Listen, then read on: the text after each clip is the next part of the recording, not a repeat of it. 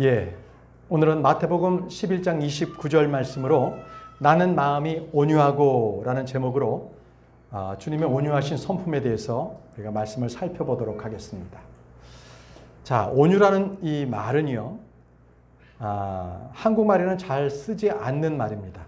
그 말의 뜻은 이 국어사전에 찾아보니까 성격이나 태도가 온화하고 부드럽다라고 나와 있습니다. 성격이나 태도가 온화하고 부드럽다.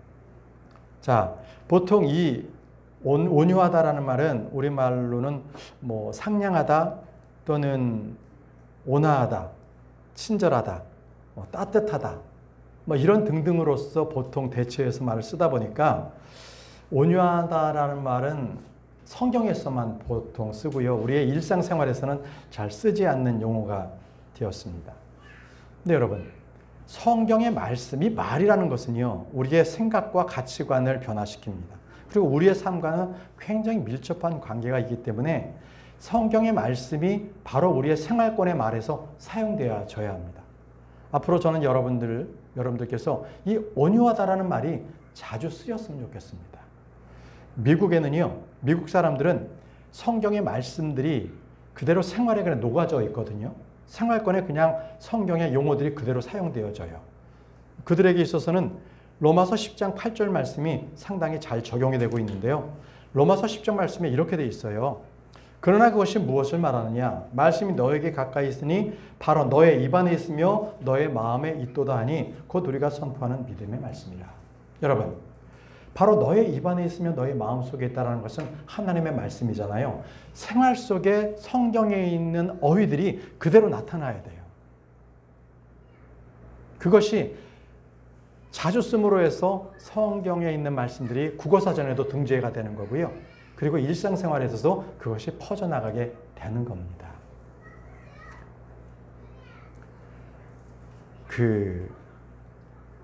한국에는요, 왜 이렇게 이 기독교적인 그 어떤 언어들이 잘 사용되지 않나 하는 부분들은 원래 우리는 유교권 문화잖아요.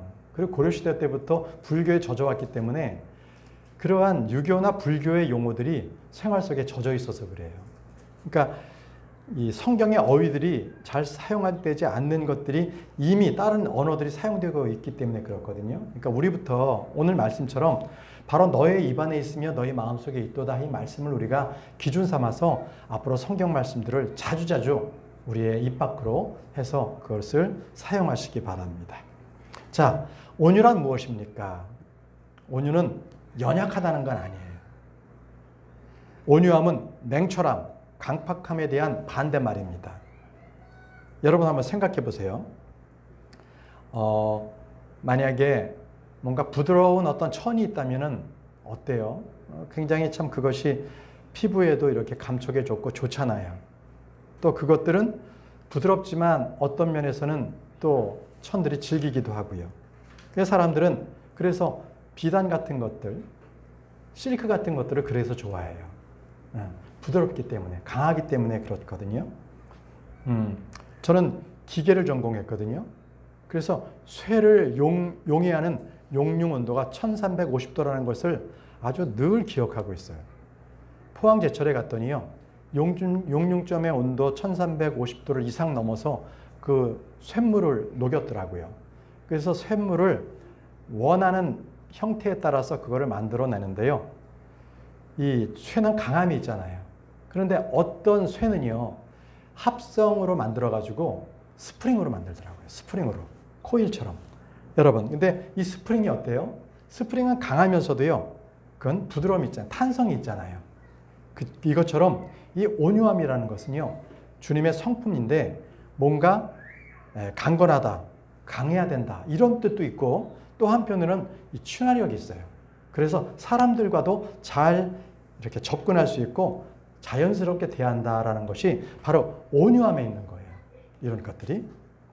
근데 이 온유함이요, 하나님의 성품입니다. 하나님의 성품인 거예요. 하나님께서는 전지전능하시지만 또 한없이 온유하신 분이시기도 해요. 마태복음 11장 29절에 주님께서 오늘 본문 말씀처럼 하신 말씀이 나는 마음이 온유하고 겸허하니 나의 멍에를 너희 위에 메고 나에게서 배우라. 그래야면 너희는 너희 혼들의 쉼을 발견하리라 라고 말씀하셨습니다. 자, 주님의 성품은 온유합니다. 그래서 주님을 영접을 하고 주님의 성품 안에서 이렇게 거하는 사람들은요, 그의 마음이 온유한 성품이 됩니다. 생각해 보세요. 사람이 태어나서부터 그의 마음이 온유한 사람은 아무도 없습니다. 왜냐하면 육신은요, 항상 마음이 굳어요. 그리고 아주 딱딱합니다. 그런 마음들을 품고 살고 있거든요. 그런데 주님을 영접하는 순간에 그들은 계속적으로 온유함으로 계속 그의 성격이 변함을 받게 되는 거예요. 우리 주님께서는 그냥 온유한 성격이시기 때문에 상한 갈대 안에도 꺾지 아니하시고요. 그리고 연기나는 심지도 끄지 아니하시는 분이십니다. 이사야 42장 3절 말씀에 그는 상한 갈대 하나도 꺾지 아니하실 것이요 그는 연기나는 심지를 끄지 아니하시리라. 그는 공의를 진리로 가져오리라라고 하셨습니다. 여기서 상한 갈대 그리고 연기나는 심지는 죄인을 말해요. 죄인이 뭐예요? 아무 술먹자게도 없는 것처럼 상한 갈대나 연기나는 심지는 아무 술먹자게도 없다라는 거예요. 그렇지만 주님께서는요, 죄인을 함부로 다루지 아니하세요. 항상 주님께서는 죄인들을 그렇게 온유한 마음으로 대해주세요. 항상 주님은 상한 영, 상한 마음을 가진 자들을 항상 싸매시고 그들을 붙들어 주십니다. 왜냐하면 우리 주님은 온유하시기 때문에 자비가 풍성하신 분이기 때문입니다. 여러분, 하나님께서는 사람의 외모를 절대 존중하지 않으세요. 어떤 경우에도요, 죄인이라고 해서 죄인을 공격하신 분이 아니세요. 너 이런 죄를 지었지 하면서 죄에 대해서 지적한 분이 아니에요. 그래서 주님께서는 병자든 마귀에 들린 자든 세리든 창녀든 세상에서는 욕 듣고 격리된 사람들을 주님께서는 그들을 다 그들의 약점과 그들의 죄들의 그 모든 것들을 다 가지고 오라고 말씀을 하세요. 그래서 주님께서는 자신을 찾아온 그 죄인들을, 그 무리들을 향해서 이렇게 말씀하셨어요. 마태복음 15장 32절에 그때 예수님께서 자기 제자들을 자신에게 불러 말씀하시기를 내가 이 무리에게 연민을 가지고 있노라. 이는 그들이 이제 3일간을 계속 나와 함께 있었는데 먹을 것이 아무것도 없기 때문이라. 그러즉 나는 그들을 굶겨서 돌려보내지 않겠으니 그들의 길에서 실신하지 않게 하려 함이라 하셨느니라. 여러분, 이 무리를 굶겨보내지 않겠다라는 불쌍히 여기시는 그 온유한 마음이 예수님께 있었습니다. 바로 성경에는 주님께서 이 온유한 마음으로 가지시는 그 성경의 구절들이 참으로 많습니다. 우리가 방금 지금 읽었던 이 이사야의 말씀에서도 주님께서는 상한 갈대를 꺾지 아니하시고 연기 나는 심지를 끄지 않는 이유가 주님의 온유하심 때문에 그렇습니다. 또 주님께서는요, 온화하셔서 자신의 팔로 우리를 안으시고 우리를 이끄시는 분이세요. 이사야 40장 11절 말씀에 그분께서 목자처럼 자신의 양떼를 먹이시리라. 그분께서 자신의 팔로 어린 양들을 모아 그들을 자신의 품에 안고 옮기실 것이요 어린 것들과 함께 있는 것들을 온화하게 이끄시리라. 자, 어린 것들과 함께 있는 것을 온화하게 이끄시는 분이 바로 우리 주님의 성품입니다. 주님께서는 이스라엘 목자시고요, 또 주님은 우리들의 목자이시기도 합니다. 자, 목자는 양떼를 이끌어가고 감독하시는 감독자입니다. 주님께서는 어린 양들을 자기 팔로 안아서 그 품에 모아 안아 옮기시는 분이십니다. 주님은 어린 것들과 함께 있는 것들을 온화하게 인도하시는 분이라고 말씀하셨습니다. 지난주에 설교를 드렸던 선결 말씀이었던 야곱의 인생에 있어서 야곱은 주님의 다루심으로 그의 인생의 변화가 있습니다. 항상 자기밖에 몰랐고 항상 다투고 싸우고 그렇게 치열하게 살아왔던 그에게 어느덧 온화한 마음이 주어지게 됐던 것을 봅니다. 그가 형 에서를 20년에 만난 자리에서 그는 이렇게 말합니다. 창세기 33장 13절에서 14절 말씀에 그러자 그가 그에게 이같이 말하였더라. 나의 주께서 아시다시피 아이들은 유약하고 제게는 어린 것들과 함께 있는 양떼들과 소떼들이 있나이다. 보세요. 똑같이 말씀하시죠. 아이들은 유약하고 제게는 어린 것들과 함께 있는 양떼들과 소떼들이 있다고 말합니다. 그런즉 만일 사람들이 그것들을 하루만 과도하게 문다면 모든 떼가 죽으리이다. 아마 야곱이요, 만약에 양떼나 소떼를 라반이라는 그 삼촌 곁 밑에서 그렇게 진짜 20년 동안 그렇게 다루지 않았다면 습성을 몰랐을 거예요. 그저 목적을 향해서 모든 과정을 생략해서 그냥 앞으로 전진만 했을 거예요. 그러면은 어린 것들과 함께 있는 양떼 소떼들은 많이 죽었을 겁니다. 이제 그것을 알게 된 거예요. 야곱은 변했어요. 그래서 뭐라고 얘기하냐면, 제가 당신에게 간구하오니, 형님한테 간구하는 거예요. 나의 주께서는 나의 종들보다 앞서 가소서. 그리하면 제가 세일에 있는 나의 주께 도달할 때까지 제 앞에 있는 가축들과 아이들이 견딜 수 있는 만큼 제가 부드럽게 인도하겠나이다. 자, 가축들과 아이들이 견딜 수 있는 만큼 제가 부드럽게 인도하겠다고 하는 거예요. 내 중심이 아니라 아이들과 가축들, 바로 힘이 없는 바로 그것들을 위해서 제가 부드럽게 인도하겠다고 합니다. 형 에서는 밥 빨리 가자, 나와 함께 가서 우리 함께 이동하자라고 했지만, 야곱은요, 어린 것들과 양떼와 소떼 이런 것들을 생각했던 거예요. 바로 주 예수 그리스도, 그분의 그러한 성품을 그는 배웠던 거죠. 그렇습니다. 온유함이라는 것은요, 바로 주 예수 그리스도의 성품입니다. 온유한 사람이라는 것은 특징이 이렇습니다. 진리에 대해서는 아주 사자같이 용맹합니다. 담대합니다. 그렇지만요, 박해를 받을 때는 아예 포기한 사람처럼 그냥 비폭력적 저항감으로 해서 아무런 저항을 하지 않습니다. 그냥 무기력하게 그 모든 것을 다 받아들이는 사람, 이런 것들을 온유한 사람이라고 합니다. 성경의 인물 가운데서는 온유한 사람들이 있었습니다. 그들은요, 타협이나 무기력이나 비굴한 사람과는 거리가 먼 그렇게 살았던 사람들입니다. 온유함이라는 것은 분노할 때 분노합니다. 그렇지만 자기의 정욕이나 이러한 어떤 그 충동적인 것에 대해서는 늘 자기를 억제하고요, 자기를 항상 이렇게 절제하는 그런 겸손을 가진 사람을 온유한 사람이라고 우리가 볼 수가 있습니다.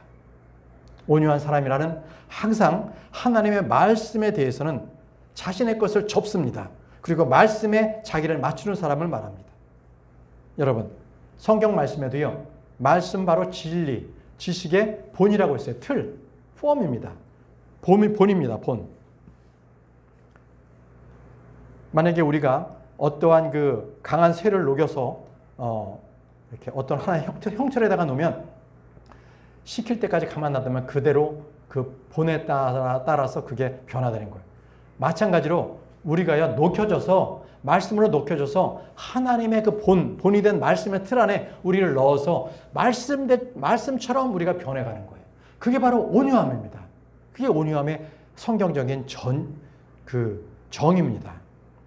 그래서 내가 하나님의 말씀대로 내가 빚어가고 부드럽게 되는 것, 그리고 하나님께서 나를 잡아주시면 그 잡히는 대로 내가 변화되는 것. 다시 말씀드리면 말씀에 순종해서 바로 그대로 받아들이는 사람이 온유한 사람이라는 겁니다. 우리 주님께서도요, 그분은 하나님이셨지만 종의 형체를 취하시고 사람들과 같이 낮은 형체로 그대로 오셨어요. 그것에 그대로 그 형체대로 순종하신 분이십니다. 빌립보서 2장 6절에서 7절 말씀에 그분께서는 하나님의 형체로 계시기에 하나님과 동등하심을 강탈하는 것으로 생각하지 아니하셨느니라. 그러나 스스로 이름 없이 되셨으며 자기 위에 종의 형체를 취하셨고 사람들과 같은 모습이 되셨느니라. 여러분, 주님께서 전능하신 분이시만 오셔서 전능을 보이셨습니까? 능력을 보이시지 않으셨어요. 도리어 무능력한 사람처럼 오래 참고 인내하신 분이십니다. 그게 바로 예수님이셨어요.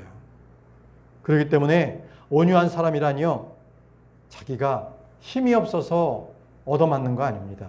지혜가 없어서 속는 게 아닙니다. 예수님 때문에 손해봐도 참는 겁니다. 말을 못해서 그냥 가만히 있는 것이 아니라 예수님 때문에 침묵을 선택하는 사람입니다. 여러분, 우리는 언제나 예수 그리스도 그 위에 우리가 덕을 세우고 우리가 그 말씀 위에서 우리가 행동해야 되는 온유한 사람이 되어야 합니다. 여러분, 온유라는 것은 항상 말씀이 없으니까 내가 중용을 하는 거예요. 그래서 부드러움이나 겸손함, 이것이 바로 온유함과 관련이 되어 있습니다. 온유한 사람은 자신의 힘이나 지혜나 능력을 결코 이용하지 않고 항상 하나님의 말씀대로 그것에 자기가 따르는 사람을 말합니다. 주님께서는 여기 이 땅에 오셨을 때 분명히 왕으로 오셨어요. 그분은 한 번도 자기가 내가 왕이다 해서 왕권을 주장하지 아니하시고 또 물리적으로 정치적으로 그 힘을 이용해서 자기의 추종자를 모으지 않으셨어요. 우리 주님께서는 말을 타야 했을 때에도 도리어 나귀를 타고 입성하신 분이십니다. 마태복음 21장 5절 말씀 보시면요. 예수님께서 예루살렘 성으로 입성하실 때인데요. 왕이시기 때문에 말을 탈 수 있으셨지만 주님은 나귀를 타신 거예요. 너희는 시온에 딸에게 말하라. 보라, 내가 너의 왕이 너에게 오신도다. 그는 온유하시고 나귀 위에 앉으시나니 곧 나귀의 어린 새끼인 어린 순나기로다 하고 알리라 하셨느니라. 우리 주님께서는 나귀 위에 앉으셨어요. 자신이 받아야 할 그 정당한 존귀와 영광을 주님께서는 사양하셨습니다. 말을 타야 할 때 그분은 그냥 나귀를 타셔서 나귀를 타고 온유함으로써 겸손하게 예루살렘 성으로 들어가신 겁니다. 자, 성경에 온유한 사람 하면 두 사람을 꼽을 수가 있습니다. 첫 번째 사람이 모세입니다. 그렇지만 모세는 처음부터 온유한 사람이 아니었어요. 그 사람은 다혈질적이었습니다.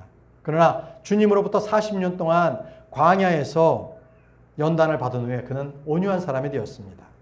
민수기 12장 3절 말씀에 이때 이 사람 모세는 매우 몹시 온유하였으니 땅의 표면 위에 있던 모든 사람들보다 온유하였더라라고 했습니다. 이 말씀은 모세가 선천적으로 그는 온유하게 태어났다는 것이 아니라 그는 하나님을 만난 뒤에 그의 성품이 온유하게 변했습니다. 하나님께서 그를 온유함으로 다루셨어요. 그래서 그가 하나님의 온유하심을 많이 체험하게 되었고요. 그 온유함에 그러한 행실을 마음을 갖게 되었던 겁니다. 예전에 모세는요, 사람을 때려 죽였습니다. 그리고 동족들의 반대를 이겨내지 못했고요. 그래서 그는 막 울분을 참아냈습니다. 그리고 파라오가 자기를 죽인다고 하자 그는 곧바로 파라오를 피해서 도망갔습니다. 이제 그가 40년을 광야에 있고 난 뒤에 돌아온 뒤에는 온유한 사람이 되었습니다. 그는 이제 자기를 반대하는 민족들을 품에 안았습니다. 그들의 목자가 되었습니다. 대적하고 비방하는 모든 사람들을 주님께 맡겼습니다. 자, 모세 안에 온유함이 있었던 겁니다. 모세는요, 목자가 양을 돌보듯 그렇게 이스라엘 백성들을 자기가 낳은 자식처럼 그렇게 주님께 인도했던 그 온유함을 보였던 것입니다. 자, 또 한 사람은요, 다윗을 얘기할 수 있습니다. 다윗은요, 필리스티아인인 골리앗이 하나님의 이름과 군대를 모독했습니다. 그러자 그는 자기 생명을 개의치 않고 일어났습니다. 그때 사울을 비롯한 많은 이스라엘의 그 군사들은 골리앗이 두려워서 꼼짝 못하고 있었습니다. 그렇지만 다윗만이 살아계신 하나님의 이름으로 그는 일어났습니다. 이처럼 온유함은요, 약해 빠져 있는 게 아니에요. 온유함은요, 주님께서 주신 담대함입니다. 온유함은 겁장이가 아닙니다. 바로 믿음을 남자답게 담대하게 갖는 거예요.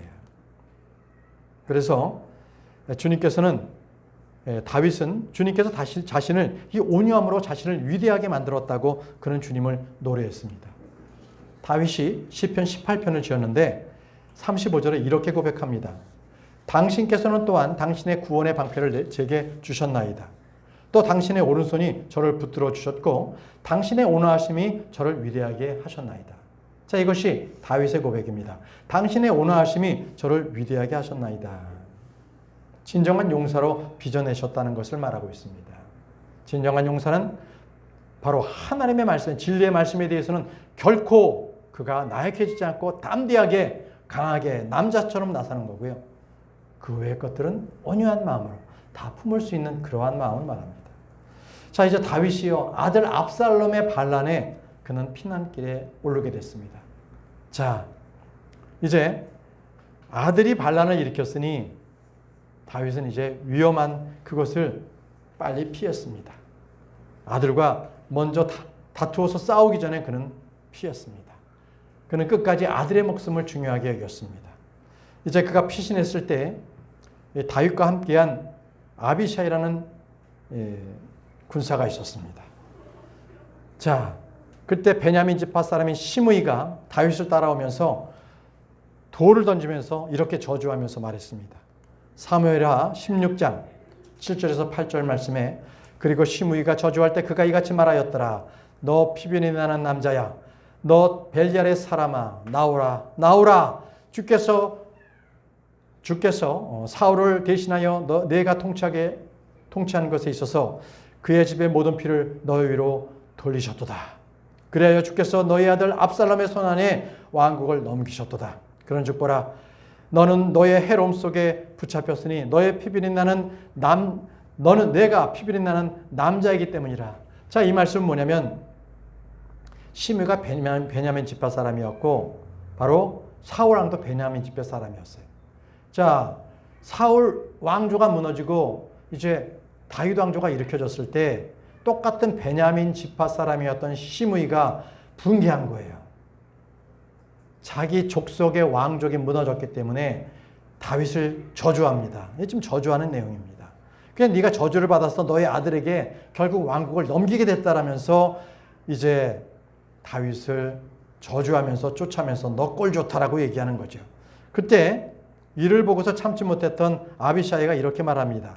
19절에 그때 스루야의 아들 아비샤이가 왕에게 말하기를 어찌하여 이 죽은 개가 내 주 왕을 저주해야 하리까? 제가 당신께 간구하오니 저로 하여금 건너가서 그의 머리를 베어버리게 하소서 하였더라. 제가 한 칼에 베어버리겠다는 겁니다. 시므이를. 그때 이 말을 들은 다윗이 이렇게 말합니다. 참으로 그의 온유함을 볼 수 있는데요. 10절에서 12절 말씀에 그러자 왕이 말하기를 너희 수르야의 아들들아 내가 너희와 무슨 상관이 있느냐. 그가 저렇게 저주하게 하라. 이는 주께서 그에게 말씀하시기를 다윗을 저주하라 하셨기 때문이라. 그렇다면 누가 어째 내가 그렇게 하였느냐고 말하겠느냐 하였더라. 그러면서 다윗이 아비사이와 그의 모든 종들에게 이같이 말하였더라. 보라 나의 내부에서 나온 나의 아이들이 나의 생명을 찾거든 하물며 이 베냐민족은 지금 얼마나 더 그리하겠느냐. 그를 내버려두라. 그리고 그로 하여금 저주하게 하라. 이는 주께서 그에게 분부하셨기 때문이라. 주께서 혹시 나의 고난을 보시고 그가 이날 저주한 것으로 인하여 주께서 나에게 선으로 대갚아 주실까 하노라. 자, 시므이가 산비탈을 따라서 계속 저주하면서 돌을 던지면서 티끌을 던지면서 따라왔지요. 그 모습을 보고 다윗이 두라는 거예요. 왜냐? 이것은 하나님께서 허락하신 거라는 거죠. 자, 여러분, 이것이 다윗의 온유함입니다. 여러분 가운데서 나의 환경과 어려움이 지금 있다면 그것 또한 주님께서 나에게 허락하신 거예요. 그것이 바로 온유함입니다. 그 모든 것들을 받아들일 수 있는 그런 마음, 그게 온유함입니다. 아멘이십니까? 네. 여러분, 이것을 아멘으로 취하십시오. 바로 다윗이 바로 온유함으로 길들여진 자였어요. 그래서 이 모든 어려움들, 자기가 모욕을 당해도 그것을 온유함으로써 그래, 이것마저도 아버지께서 나에게 허락하신 거고 내 아들이 나의 왕자를 찬탈한 것도 이것도 아버지께서 나에게 허락하신 거야. 이렇게 했습니다. 여러분, 나중에 다윗은요, 압살롬의 반란을 평정했습니다. 그때 시므이가 어떻게 했습니까? 다윗 앞에서 무릎을 꿇었어요. 자기 잘못을 비롯습니다. 여러분, 이걸 보면서 온유한 자는 이긴다라는 것을 여러분 끝의 결말을 보지 않습니까? 여러분, 다윗은요 참으로 이긴 자가 되었습니다. 자, 그럼 여러분들 오늘 주님께서 주신 이 온유함의 말씀, 이걸 통해서 우리가 몇 가지 우리에게 주시는 온유함에 대한 특성을 우리가 공부할 필요가 있습니다. 온유한 자들은 어떤 특성을 가졌는가, 그들의 삶은 어떠해야 하는가, 이것을 우리가 성경 말씀을 통해서 살펴보려고 합니다. 먼저 온유함이라는 것은요, 온유한 사람은 그들이 먹고 만족한다는 겁니다. 온유한 사람은 시편 22편 26절 말씀에 온유한 자들은 먹고 만족하리라. 그분을 찾는 자들은 그를 찬송하리라. 그들의 마음은 영원토록 살리라 이렇게 하셨습니다. 온유한 자들은 먹고 만족하리라고 했습니다. 여러분, 주님께서는 온유한 자를 먹이십니다. 우리가 교회를 다닌다고 해서 모든 사람이 다 온유한 것은 아닙니다. 설교를 듣지만 아무것도 얻지 못하고 성경 공부를 하지만 그 또한 아무것도 유익을 찾지 못하고 돌아가는 사람이 많습니다. 왜 그럴까요? 왜 그들은 똑같이 주의 말씀을 들었는데도 그것은 온유하지 못할까요? 그것은 성경 말씀에 대해서 먹지 못하기 때문인 거예요. 온유한 사람은 그들이 먹고 만족한다고 했는데 성경의 말씀은요, 영적인 양식입니다. 그러나 마음이 거만하고 높아진 사람은요, 하나님께서 주시는 이 영적 말씀을 채우지 못해요. 온유한 자는 줄인 배를 채우듯이 하나님의 말씀을 채우면서 갈증난 목을 죽입니다. 그러나 온유하지 못한 자들은 하나님의 말씀을 채우지 못합니다. 늘 자기의 마음이 여기까지 올라와 있어서 하나님의 말씀을 거부합니다. 주님은 성도들 앞에서 상을 차려주시는 분이십니다. 풍성한 식탁을 마련해 주셔서 생명의 빵과 음료를 거기에 차려놓으시고 와서 값없이 먹으라고 말씀하시는 분이세요. 그러나 온유하지 못한 자는 그 풍성한 식탁에 초대받지 못합니다. 그것에 만족하지 못하고 그저 자기의 생각, 자기의 뜻대로 살아가는 사람이 온유하지 못한 사람입니다. 여러분, 오늘 주님은 말씀하셨습니다. 마음이 온유한 자는 먹고 만족할 것이라는 말씀은 바로 주님께서 주시는 말씀, 그 양식을 먹고 온유한 자가 된다는 것입니다. 두 번째는요, 온유한 사람은 환경에 감사하며 참고 견딘다는 겁니다. 다윗이 그랬듯이 자신이 처한 환경, 그 환경 또한 하나님께서 허락하셨다는 것을 그는 압니다. 그래서 어떠한 고통과 어려운 일이 자기에게 닥쳐도 그것 때문에 하나님을 원망하지 않습니다. 그것을 다른 사람의 탓으로 돌리지 않습니다. 바로 요셉이 그런 사람이었어요. 요셉은 형들로 인해서 노예로 팔려갔지만 그가 육신적인 고통을 당했지만 또 심적으로도 정말 고통과 상처를 당했지만 그는 결코 형들을 원망하지 않았습니다. 창세기 45장 5절에 요셉을 보십시오. 그러므로 이제 당신께서 저를 이곳에 팔았던 것으로 비통해하지 말고 스스로에게 분노하지도 마소서. 이는 하나님께서 생명을 보존하시고자 당신들에 앞서 저를 보내셨기 때문입니다. 여러분, 이 말씀은요, 요셉이 비록 형님들로부터 팔려서 이집트로 팔려와서 온갖 고생을 다했지만 그는 그 고생을 통해서 지금 총리의 자리에 올라서 이것은 결국은 하나님께서 먼저 나를 이집트로 보내서 바로 아버지와 형님들을 바로 이곳에 모여서 먼저 자리를 예비하도록 먼저 보내셨다는 거예요. 이겁니다. 온유한 사람은요, 자기에게 처한 이 모든 환경들을 하나님께서 다 아시고 미리 예비하시기 때문에 이 자리를 바로 이 고통을 나에게 주셨다. 이렇게 인정하는 사람입니다. 그것이 바로 온유한 사람입니다.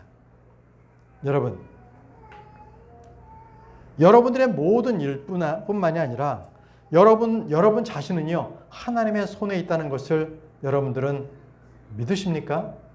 아멘이십니까? 그게 바로 온유한 사람입니다. 나는 하나님 손 안에 있기 때문에 나에게 닥친 모든 어려운 것, 모든 환경, 이것조차도 하나님께서 다 주관하여 주신다. 이것이 바로 온유한 사람입니다. 모든 것이 하나님의 손 안에 주권 아래 내가 있다. 이것이 바로 온유한 사람이라는 것. 바로 그 믿음이 여러분들을 승리로 이끄실 겁니다. 자, 세 번째입니다. 온유한 사람은 주의 가르침을 받습니다. 온유한 사람은 주의 가르침을 받는다. 시편 25편 9절 말씀에 그분께서 온유한 자들을 공의로 안내하시리라. 그분께서 온유한 자들에게 자신의 길을 가르쳐 주시리라. 자, 온유한 자는 진리를 듣고 또 배울 수 있기 때문에 바로 주님께서는 온유한 자를 가르치십니다. 온유에 대한 반대말이 바로 완악함이라고 말씀드리지 않았습니까? 목이 뻣뻣하게 된 자라고 말씀드리지 않았습니까? 여러분, 그렇기 때문에 주님의 말씀을 거역하는 자는 온유한 사람이 아닙니다. 온유한 사람은 주님의 말씀을 듣고 그 교훈에 따라서 자기를 그 말씀에 맞추는 사람이에요. 그 말씀대로 살아가는 사람입니다. 그래서 주님께서는 온유한 자를 가르치시는 거예요. 사람들은요, 사람들은 똑똑한 자를 가르치지만 우리 주님께서는 온유한 자를 가르치십니다. 오늘 말씀처럼 그분께서 온유한 자들을 공유로 안내하시리라. 그분께서 온유한 자들에게 자신의 길을 가르쳐 주시리라고 했습니다. 하나님께서는 온유한 자를 공유로 안내하신다는 것. 바로 이것은 공의가 바로 하나님의 의가 예수 그리스도시지 않습니까? 바로 예수 그리스도께 온유한 자를 인도해 주신다는 겁니다. 그래서 우리 주님께서는 자신의 길로 우리를 이 온유한 자를 가르치시기 때문에 이것을 본받아서 온유한 자들은 하나님께서 자신을 계시하고 그 길을 온유한 자들에게 가르쳐 주심을 따라 살아가는 거예요. 여러분, 온유한 자는 항상 주님의 가르침을 받습니다. 자, 네 번째입니다. 네 번째는 온유의 영으로요, 잘못된 형제들을 회복시켜 줄 수 있어요. 온유의 영으로 잘못된 형제들을 회복시킨다. 갈라디아서 1장 6절 말씀에 형제들아, 만약 어떤 사람이 잘못에 빠진다면 영적인 너희는 그러한 자를 온유의 영 안에서 회복시키라. 또한 너 자신을 숙고하고 너도 시험에 들지 아니하게 하라 라고 했습니다. 자, 잘못에 빠진 형제를 정죄하거나 무시하는 것은 좋은 점이 아니고 그렇게 권할만한 것이 못됩니다. 사람은 누구나 잘못할 수가 있기 때문에 그렇습니다. 어떨 때는 마귀의 올무에 빠질 수도 있습니다. 죄를 짓는 형제들도 있지요. 그럴 때 여러분들은 온유의 영으로 그를 회복해 하십시오. 제가 들었는데 어느 교회 목회자는요, 매주일 설교마다 80%에서 90%는 책망하는 설교를 한다는 거예요. 모르겠어요. 그 책망하는 설교를 해서 본인이 뭔가 카타르시스를 느껴서 자기는 기쁠지 모르지만 듣는 사람은 어떻겠어요? 맨날 야단만 들어. 여러분, 남을 책망하기는 쉽습니다. 그러나 온유의 영으로 회복하기는 굉장히 어려워요. 왜냐하면요, 온유의 영으로 회복하기 위해서는 인내도 있어야 됩니다. 그가 회복할 때까지 기다려야 되기 때문에 그렇습니다. 그리고 사랑으로서 그를 대해야 되잖아요. 여러분, 온유의 영으로 이 실족한 형제를 일으켜 세울 때, 회복할 때 주님께서는요, 반드시 보상이 있다고 주님께서 약속을 해주셨습니다. 야고보서 5장 19절에서 20절 말씀에 형제들아, 만일 너희 중 누가 진리로부터 떠나 잘못을 범하였는데 누군가 그를 회심시킨다면 그 죄인을 그의 길의 과오로부터 회심시키는 자는 한 명의 혼을 사망에서 구원할 것이요 허다한 죄들을 가릴 것임을 그로 하여금 알게 하리라. 주님께서는요, 바로 한 명의 혼을 회심시킨 것과 같이 바로 잘못된 과오를 범한 자를 바로 회심시킨 바로 그 온유의 영을 가진 자를 주님께서는 반드시 상급을 주신다는 거예요. 보상을 주시겠다는 겁니다. 자, 마지막 다섯 번째는요, 온유함에 성령의 열매를 맺는 거예요. 온유한 사람은 성령의 열매를 맺는데 온유함을 맺습니다. 온유를 맺습니다.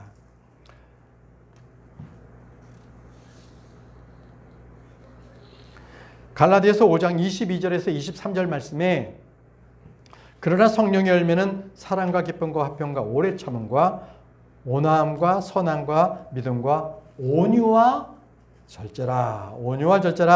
온유가 성령의 열매입니다. 이와 같은 것들을 대적할 법이 전혀 없느니라 라고 했습니다. 여러분, 이 말씀에 따라서 저와 여러분들은 온유함의 열매를 맺어야 합니다. 주님께서 바로 온유하시기 때문에 우리도 주님께서 우리 안에 계시고 우리가 주님 안에 있으면 온유를 맺게 돼 있습니다. 아멘이십니까?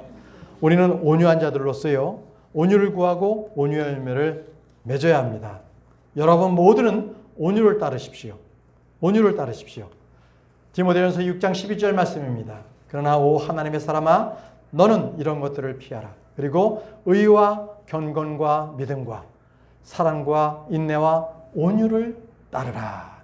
여러분, 온유를 따르라고 말씀을 하십니다. 여러분, 믿음의 사람들은요, 피해야 할 것이 있고 따라야 할 것이 있습니다. 우리는 오늘 말씀처럼요, 의와 경건과 믿음과 사랑과 인내, 그리고 온유를 따르십시오. 우리가 따라야 할 것들입니다. 우리가 만일 성령의 열매이기 때문에 우리가 그것이 어떻게 맺어질 수가 없는 것입니다. 우리가 온유를 어떻게 열매를 맺는 것인지 모르기 때문에 그냥 그것을 포기해버린다면 그에게는 아무런 성장도 가져올 수가 없습니다. 여러분, 우리가 주님의 말씀하신 대로 사랑을 우리가 추구하고 따라야 하듯이 온유도 그렇게 따라야 합니다. 온유를 열망하십시오. 성령 열매는요, 성령께서 우리 안에 맺는 열매이기도 하지만 우리 역시도 그것을 따라야 합니다. 추구해야 합니다. 그것이 바로 성령의 열매입니다. 여러분, 하나님께서 맺으라고 하신 그 온유를 우리 마음 가운데 자라고 맺도록 여러분 열렬히 영적인 소망을 가지시는 여러분들이 되시기를 바랍니다. 여러분, 이제 말씀을 정리하겠습니다. 이 온유의 열매는 선천적인 기질이 아니라고 말씀을 드렸습니다. 부모로부터 물려받은 그러한 유산도 아닙니다. 어떤 교육을 잘 받아서, 학교 교육을 잘 받아서 형성되는 것이 온유가 아닙니다. 우리가 믿음을 20년, 30년 많이 믿음 생활을 한다고 해서 온유해지지 않습니다. 온유는요, 주님의 성품일 뿐입니다. 온유하신 주님께서 내 마음에 오셨을 때, 그럴 때 온유하신 주님께서 저와 여러분들에게 자신의 성품을 드러내게 하십니다. 만약에 내가 주님을 믿는데도 누가 나를 화나게 하고 잘못했다고 한다면, 그때 내가 나의 그 감정을 추스리지 못한다면 그는 온유하지 못한 자입니다. 나를 힘들게 하는 사람을 맞붙어서 싸워서 그에게 대항한다면 온유하지 못한 사람입니다. 성령은요, 내가 굴욕적인 환경에 빠져 있을 때, 계속적으로 나를 괴롭히는 사람이 있을 때, 그럼에도 불구하고 내가 온유함으로 그를 인정해주고 모든 환경이 나를 어렵게 만들어도 그것을 온유함으로 내가 주님께서 나에게 주신 그 환경 안에 내가 그 틀 안에 나를 맞추는 거예요. 그게 바로 온유한 사람입니다. 여러분, 이제 이 순간부터 여러분, 환경이 나를 어떻게 에워싸서 어렵게 하든, 또 사람들이 나를 어떻게 책망하고 나를 욕하든, 여러분 원망하지 마십시오. 불평하지 마십시오. 분노하지 마세요. 도리어 그 환경에 나를 맞추고 그 사람들을 온유함으로 맞아주시는 여러분들이 되시길 바랍니다. 주님께서 이렇게 말씀하셨어요. 나의 멍에를 너희 위에 메고 나에게 배우라. 온유함을 배우십시오. 온유함을 배우라는 주님의 말씀이십니다. 저와 여러분들은 분명히 매는 멍에가 있습니다. 우리로 하여금 환난과 고통과 고난이나 모든 것들은요, 저와 여러분들에게 인내를 주시기 위함입니다. 여러분, 인내는 소망을 낳습니다. 소망을 여러분 버리지 마세요. 그 확신을 내던지지 마시기 바랍니다. 그 확신 안에는요, 여러분들에게 크나큰 보상의 삭이 있기 때문에 그렇습니다. 그 삭을, 보상의 삭을 여러분 붙드시기 바랍니다. 여러분, 온유한 성도로 이젠 살아가십시오. 온유한 성도로서 주님 안에 거하시기 바랍니다. 그래서 저와 여러분들이 온유의 풍성한 열매를 맺는 그러한 주님 안에 거하는 그러한 사랑받는 자들이 되기를 간절히 바랍니다. 자, 이제 다 같이 일어나셔서 찬송가 525장, 우리 인생의 피곤에 지쳐도 찬송가 525장을 찬양하도록 하겠습니다.